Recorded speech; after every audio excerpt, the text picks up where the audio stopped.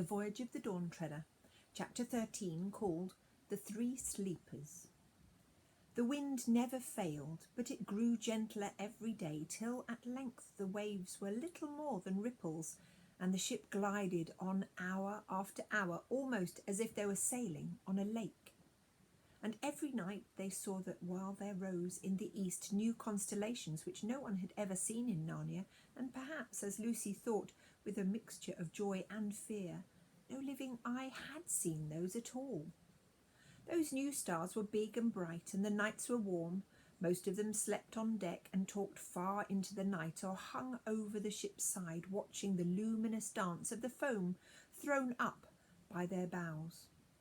On an evening of startling beauty, when the sunset behind them was so crimson and purple and widely spread that the very sky itself seemed to have grown larger, they came in sight of land on their starboard bow.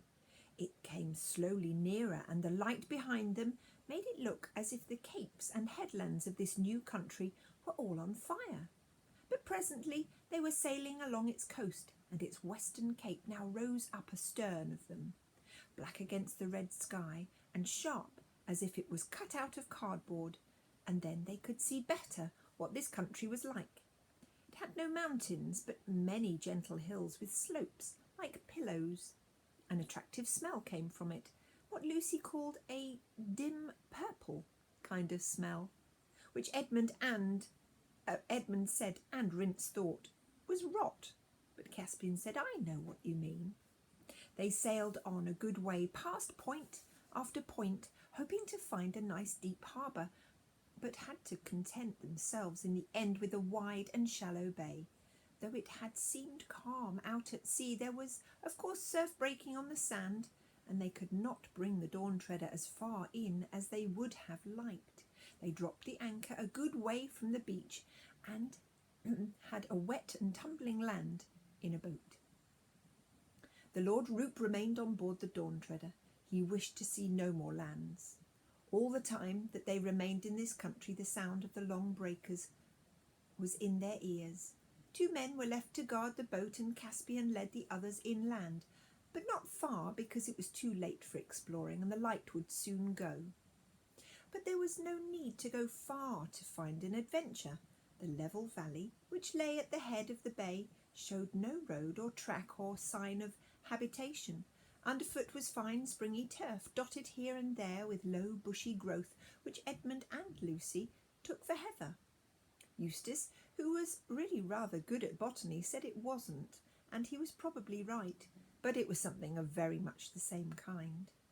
When they had gone less than a bow's shot from the shore, Drinian said, "Look, what's that?" And everyone stopped. "Are they great trees?" said Caspian. "Towers, I think," said Eustace. "Might be giants," said Edmund in a lower voice. "The way to find out is to go right in among them," said Reepy Cheep, drawing his sword and pattering off ahead of everyone else. "I think it's a ruin," said Lucy, when they got a good deal nearer, and her guess was the best so far. What now they saw was a wide oblong space, flagged with smooth stones and surrounded by grey pillars, but unroofed, and from end to end of it ran a long table laid with a rich crimson cloth that came down nearly to the pavement. At either side of it were many chairs of stone, richly carved, and with silken cushions upon the seats. But on the table itself there was set out such a banquet as had never been seen, not even when Peter the High King kept his court at Cair Paravel. There were turkeys and geese and peacocks. There were boars' heads and sides of venison. There were pies shaped like ships under full sail, or like dragons and elephants. There were ice puddings, bright lobsters and gleaming salmon. There were nuts and grapes, pineapples and peaches, pomegranates and melons and tomatoes. There were flagons of gold and silver and curiously wrought glass, and the smell of the fruit and the wine blew towards them like a promise of all happiness. "I say," said Lucy. They came nearer and nearer, all very quietly. But where are the guests? Asked Eustace. We can provide that, sir, said Rince. Look, said Edmund sharply. They were actually within the pillars now and standing on the pavement. Everyone looked where Edmund had pointed. The chairs were not empty. At the head of the table and in the two places beside it there was something, or possibly three somethings. What are those? Asked Lucy in a whisper. It looks like 3 beavers sitting on the table. Or a huge bird's nest, said Edmund. It looks more like a haystack to me, said Caspian. Reepicheep ran forward and jumped on a chair and thence onto the table and ran along it, threading his way as nimbly as dancers would between jewels cups and pyramids of fruit and ivory salt cellars. He ran right up to the mysterious grey mass at the end, peered, touched, and then called out, These will not fight, I think.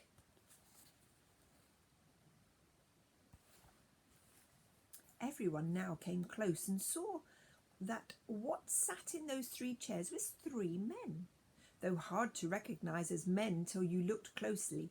Their hair, which was grey, had grown over their eyes till it almost concealed their faces, and their beards had grown over the table, climbing round and entwining plates and goblets as brambles entwine a fence, until all mixed up in one great mat of hair. They flowed over the edge and down to the floor, and from their heads the hair hung over their backs of the chairs, so that they were wholly hidden. In fact, the 3 men were nearly all hair. Dead? Said Caspian.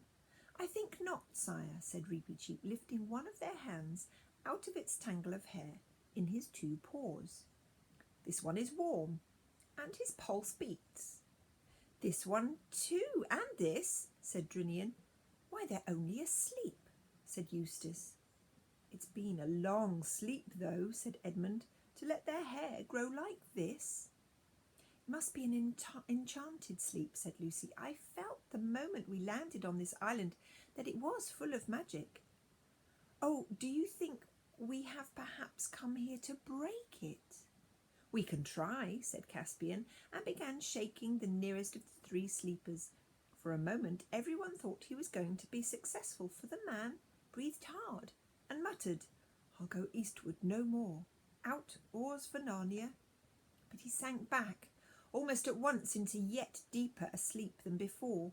That is, his heavy head sagged a few inches lower toward the table, and all efforts to rouse him again were useless. With the second it was much the same. Weren't born to live like animals. Get to the east while you have a chance. Lands behind the sun. And sank down. And the third only said, Mustard, please, and slept hard. Out oars for Narnia, eh? Said Drinian. Yes, said Caspian, you're right, Drinian. I think our quest is at an end. Let's look at their rings. Yes, these are their devices. This is the Lord Revilian, this is the Lord Argos, and this the Lord Mavaramon.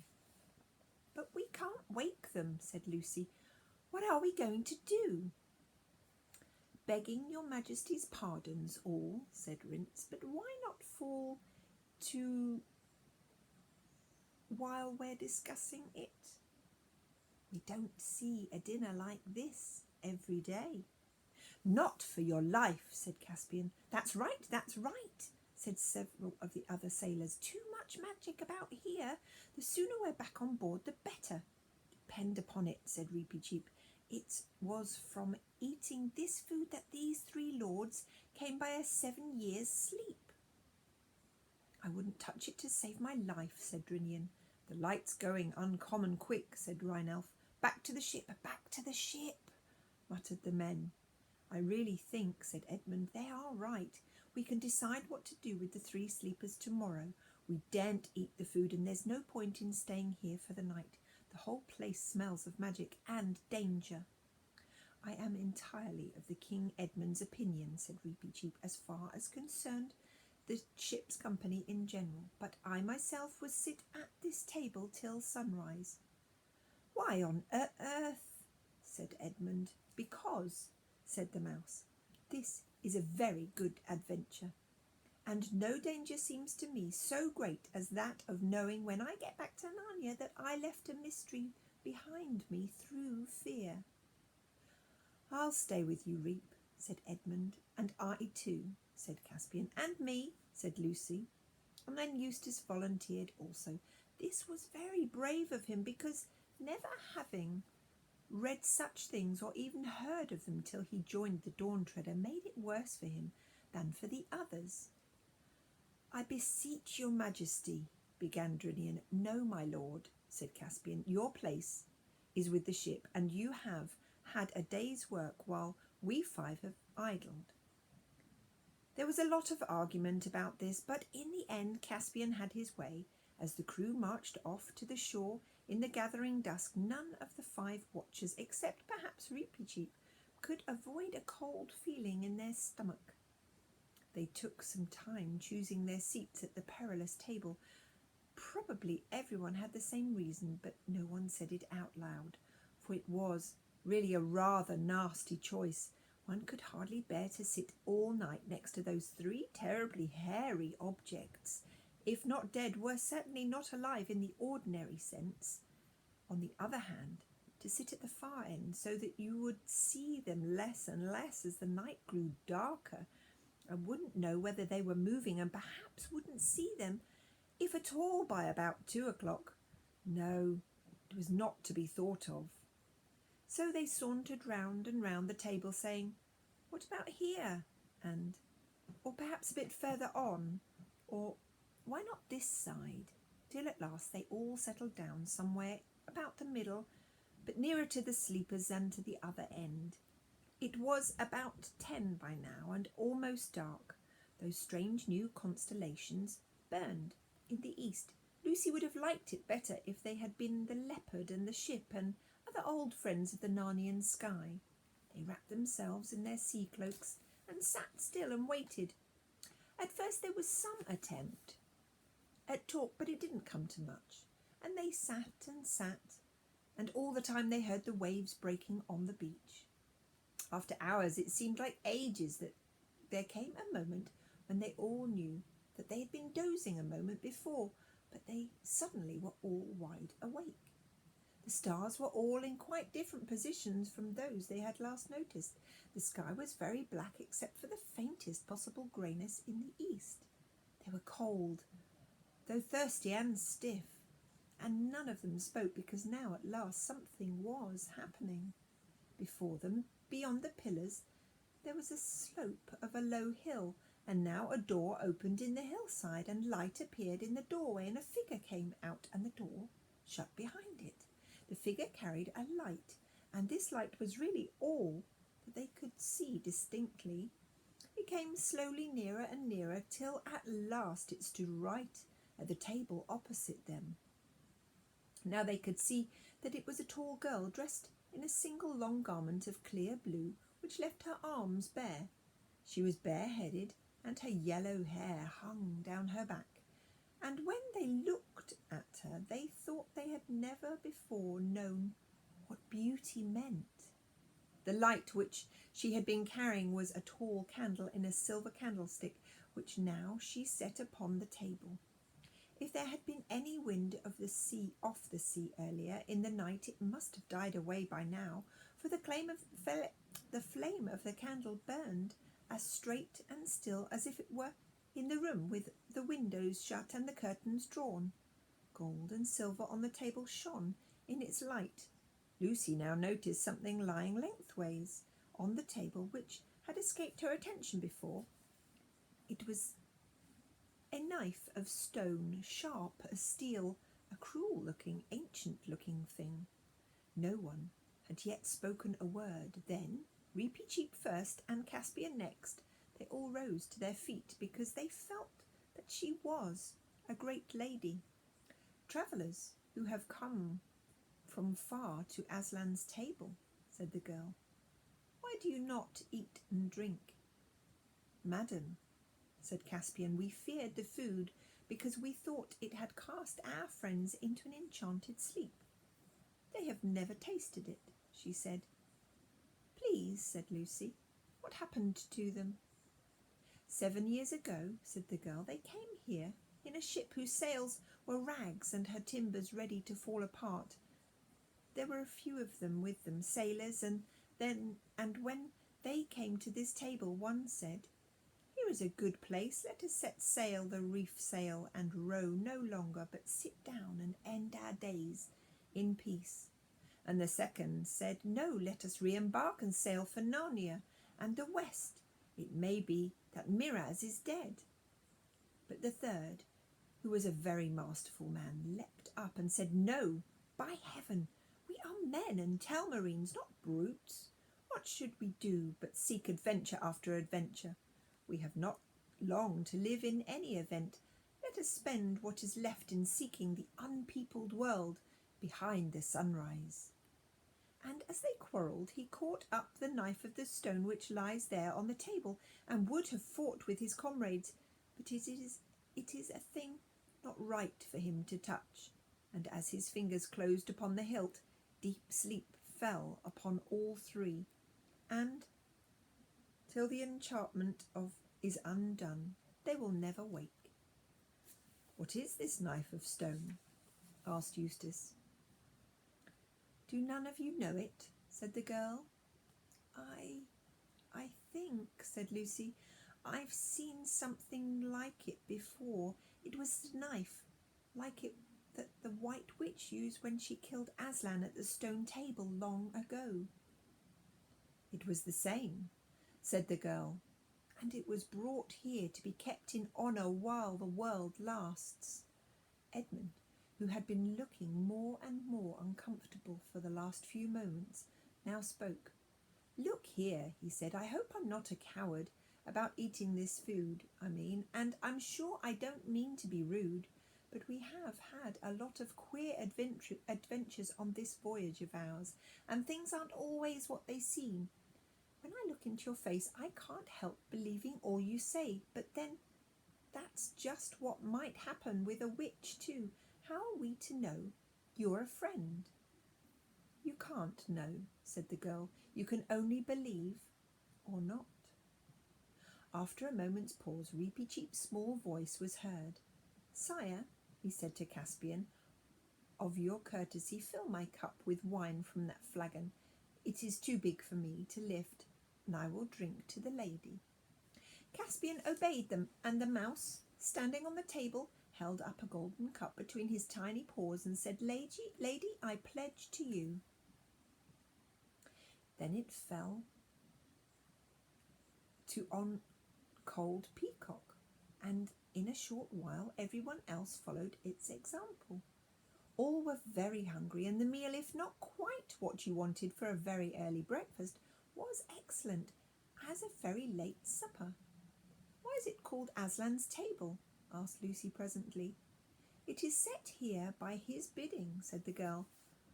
"For those who come so far, some call this island the world's end, for though you can sail further, this is the beginning of the end."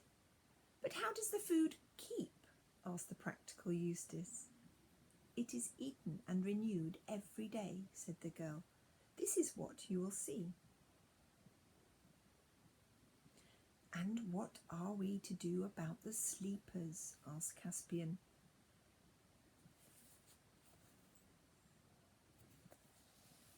"In the world from which my friends come," here he nodded at Eustace and the Pevensies, "they have a story of a prince or a king coming to a castle where all the people lay in an enchanted sleep.